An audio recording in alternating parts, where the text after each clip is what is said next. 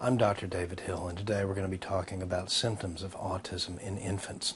When autism spectrum disorders were first discovered, we really didn't realize that they affected infants at all, and we had no clue how to identify infants who would be at high risk for developing an autism spectrum disorder.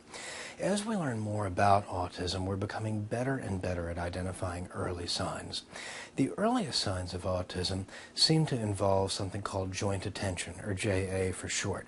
That's when your baby knows that you and he are looking at or attending to the same stimulus.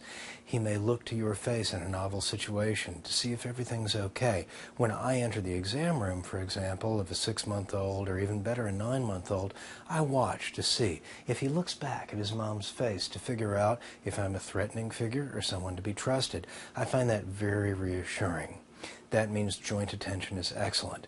If your child seems to follow what you're interested in or seems to want you to be interested in something he or she is looking at, that's very helpful.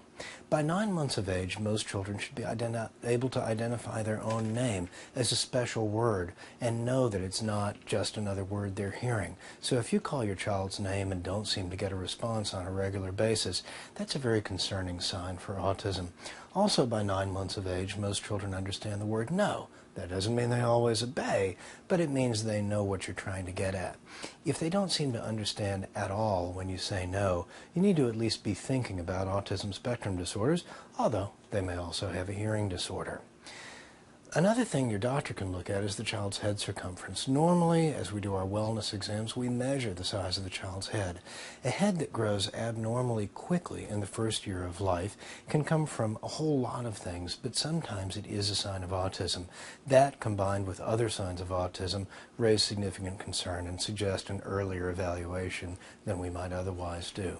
So remember, early on, we can see if your child's head is growing too fast, if your infant is paying attention to the same things you are and is interested in what you think about things, whether your infant seems to recognize his or her name at 9 months of age and recognize the word no at 9 months of age, and whether in general he's treating you like a human being or like an object. If those warning signs are present, please bring up your concerns with your child's doctor. That person can send you to the right resources, and the earlier you get help, the better the outcome is likely to be.